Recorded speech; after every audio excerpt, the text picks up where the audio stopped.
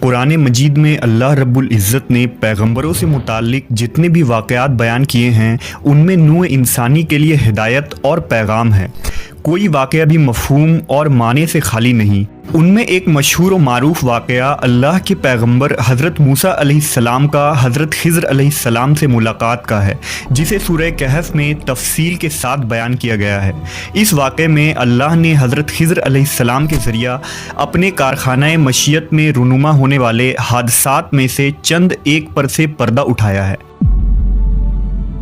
واقعہ کچھ یوں ہے کہ ایک مرتبہ بنی اسرائیل نے حضرت موسیٰ علیہ السلام سے پوچھا، اے اللہ کے پیغمبر، کیا اس روئے زمین پر آپ سے بھی بڑا کوئی عالم ہے؟ موسیٰ علیہ السلام نے فرمایا، میں سب سے زیادہ علم والا ہوں۔ لیکن اللہ تبارک و تعالیٰ کو حضرت موسیٰ کی یہ بات پسند نہ آئی، لہٰذا موسیٰ علیہ السلام پر وحی آئی کہ ہمارا ایک بندہ مجمع البحرین پر ہے جو آپ سے زیادہ علم رکھتا ہے۔ اس پر حضرت موسیٰ علیہ السلام نے اللہ سے درخواست کی کہ انہیں اس شخص سے ملاقات کرنی ہے تاکہ انہیں جو غیر معمولی علم عطا ہوئی ہے اس سے آپ استفادہ کر سکیں۔ اللہ نے فرمایا، اس بندے کا نام خضر ہے، ان سے آپ کی ملاقات ایک صورت میں ہوگی۔ اللہ نے موسیٰ علیہ السلام کو حکم دیا کہ ایک مچھلی اپنے توشہ دان میں رکھ لیں اور سفر پر نکل پڑیں۔ جس مقام پر یہ مچھلی گم ہو جائے گی اسی مقام پر وہ شخص ملے گا۔ لہٰذا موسیٰ علیہ السلام نے مچھلی کو اپنے زنبیل میں رکھا اور اپنے خلیفہ یوشع بن نون کو لے کر اس شخص کی تلاش میں نکل پڑے۔ چلتے چلتے جب آپ ایک دریا کے ساحل پر پہنچے تو آرام کرنے کے لیے وہاں کچھ دیر لیٹ گئے اور حضرت موسیٰ کو نیند آ گئی۔ اچانک وہ مچھلی ٹوکری میں تڑپنے لگی اور اچھل کر اس دریا میں چلی گئی۔ آپ کے خلیفہ حضرت یوشع نے دیکھا کہ وہ مچھلی جس جگہ گری وہاں پانی ساکت ہو گیا اور ایک راستہ بن گیا۔ جب حضرت موسیٰ علیہ السلام بیدار ہوئے تو حضرت یوشع انہیں یہ عجیب واقعہ بتانا بھول گئے اور دونوں آگے چل دیے۔ جب دوسرے دن یاد آیا تو حضرت یوشع نے آپ کو سارا واقعہ سنا دیا، لہٰذا حضرت موسیٰ سمجھ گئے کہ یہ وہی مقام تھا جہاں اس مرد صالح سے ملاقات ہونی تھی۔ لہٰذا آپ دونوں واپس اسی راستے پر لوٹے اور اس مقام پر پہنچے تو دیکھا کہ وہاں ایک چٹان پر چادر اوڑھے ایک شخص بیٹھا ہے۔ وہ شخص حضرت خضر علیہ السلام تھے۔ حضرت موسیٰ نے انہیں سلام کیا اور اپنا تعارف کروانے کے بعد فرمایا کہ مجھے آپ وہ خاص علم سکھا دیں جو اللہ نے آپ کو عطا فرمایا ہے۔ حضرت خضر نے کہا، اے موسیٰ، یہ ممکن نہیں کیونکہ آپ صبر نہیں کر پائیں گے۔ لیکن حضرت موسیٰ علیہ السلام نے اصرار کیا اور کہا، انشاءاللہ آپ مجھے صبر کرنے والا پائیں گے۔ حضرت خضر نے کہا، تو پھر ایک شرط ہے کہ جب تک آپ میرے ساتھ رہیں گے کسی معاملے میں مجھ سے سوال نہیں کر سکتے جب تک کہ میں خود آپ کو اس کی حقیقت بیان نہ کر دوں۔ لہٰذا حضرت موسیٰ نے شرط منظور کر لیا اور دونوں بزرگ اس ساحل کے راستے چل پڑے۔ چلتے چلتے آپ ایک مقام پر پہنچے جہاں ملاح لوگوں کو کشتی پر سوار کر رہا تھا تاکہ وہ لوگوں کو دریا پار کرا دے۔ جب اس ملاح نے حضرت خضر کو دیکھا تو پہچان لیا کہ یہ اللہ کے ایک نیک بندے ہیں، لہٰذا اس نے آپ دونوں سے کوئی کرایہ نہ لیا اور اپنی کشتی میں سوار کر لیا۔ جب کشتی چلنے لگی اور دریا کے لہروں کے درمیان پہنچی تو حضرت خضر نے اس کشتی کا ایک تختہ توڑ دیا جس سے کشتی میں سوراخ ہو گیا۔ اس پر حضرت موسیٰ علیہ السلام نے کہا، اس ملاح نے آپ کے ساتھ اتنا اچھا سلوک کیا اور بدلے میں آپ نے اس کی کشتی توڑ ڈالی، یہ آپ نے بہت برا کام کیا۔ اس پر حضرت خضر نے کہا، میں نے آپ کو پہلے ہی کہا تھا کہ آپ صبر نہ کر سکیں گے۔ لہٰذا حضرت موسیٰ نے معذرت کی اور کہا کہ میری اس غلطی کو درگزر کر دیجیے، میں اپنا وعدہ بھول گیا تھا۔ اسی دوران ایک چڑیا آئی اور اس کشتی کے کنارے بیٹھ کر دریا میں چونچ ڈالا اور پانی پینے لگی۔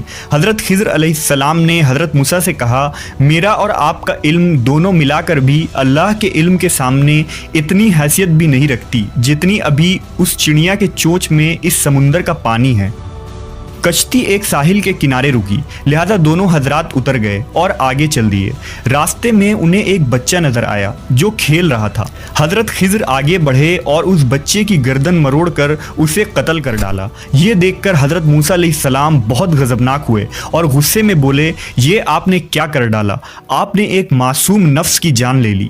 خضر علیہ السلام نے کہا، میں نے کہہ دیا تھا کہ آپ میرے ساتھ صبر و ضبط نہ کر پائیں گے، لہذا حضرت موسیٰ پشیماں ہوئے اور فرمایا بس آخر مرتبہ میری غلطی کو نظر انداز کر دیجئے، اگر میں نے دوبارہ کوئی سوال کیا تو آپ مجھے اپنے ساتھ نہ رکھنا بلکہ میں خود ہی آپ کا ساتھ چھوڑ دوں گا۔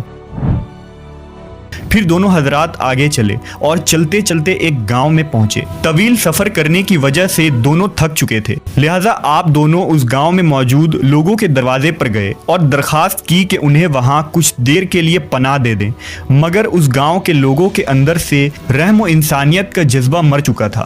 انہوں نے راہگیر کی مدد کرنے کے بجائے انہیں پناہ اور کھانا دینے سے انکار کر دیا اور انہیں وہاں سے دھتکار دیا۔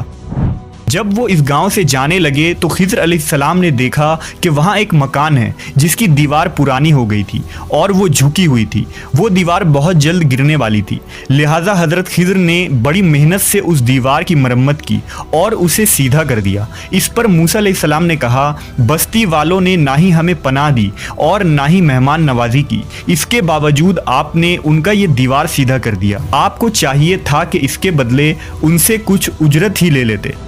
لہذا حضرت خضر علیہ السلام نے فرمایا اب تمہارے اور میرے راستے الگ ہوتے ہیں، افسوس کہ تم سے صبر نہ ہو سکا، لیکن میں تم سے جدا ہونے سے پہلے ان کاموں کی وجہ بتا دیتا ہوں جو میں نے کیے۔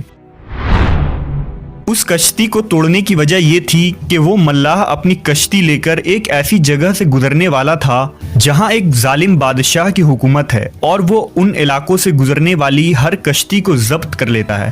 جب وہ اس علاقے سے گزریں گے تو اس کشتی میں نقص ہونے کی وجہ سے وہ بادشاہ ان سے کشتی نہ چھینے گا اور انہیں چھوڑ دے گا۔ اس طرح اس غریب ملاح کا روزگار بچ جائے گا اور وہ بچہ جسے میں نے قتل کیا وہ بڑا ہو کر ایک بدکار شخص بننے والا تھا جو کفر اور سرکشی کرتا اور اپنے ماں باپ کے لیے آفت بن جاتا، لہٰذا بحکم الہی میں نے اسے قتل کر دیا تاکہ اس کے ماں باپ اس کے فتنے سے محفوظ ہو جائیں، اور اب اللہ بدلے میں انہیں ایک نیک اور صالح اولاد سے نوازے گا۔ وہ دیوار جس کی میں نے مرمت کی، اس دیوار کے نیچے ایک خزانہ دفن ہے جو 2 یتیم بچوں کی وراثت ہے اور جسے اس کے باپ نے وہاں دفن کروا دیا تھا۔ اگر وہ دیوار گر جاتی تو اس بستی کے لوگ وہ خزانہ لے لیتے، مگر اب وہ خزانہ محفوظ ہے اور جب وہ یتیم بچے جوان ہوں گے تو وہ خزانہ انہیں مل جائے گا، اس طرح وراثت ان کے اصلی حقدار تک پہنچے گی۔ یہ سارے کام میں نے خود اپنی مرضی سے نہیں کیے بلکہ یہ اللہ کا حکم تھا جس پر تم صبر نہ کر سکے۔ یہ وہ خاص علم تھا جسے علم لدنی کہا جاتا ہے جو حضرت خضر علیہ السلام کو اللہ کی طرف سے عطا کی گئی تھی۔ اس واقعے سے یہ پتہ چلتا ہے کہ انسان کی ظاہری نگاہ جو دیکھتی ہے وہ اس سے اپنی مرضی کے نتائج عکس کرتا ہے۔ در حقیقت کائنات کی ہر چیز میں اللہ کی وہ مصلحت کار فرما ہوتی ہے جو انسان کے سمجھ سے بالاتر ہے، اور اللہ کے ہر کام میں بہتری کا کوئی نہ کوئی پہلو چھپا ہوتا ہے۔ اس لیے جو بھی معاملہ پیش ہو ہمیں اللہ کی رضا پر راضی رہنا چاہیے اور صبر و شکر کرنا چاہیے۔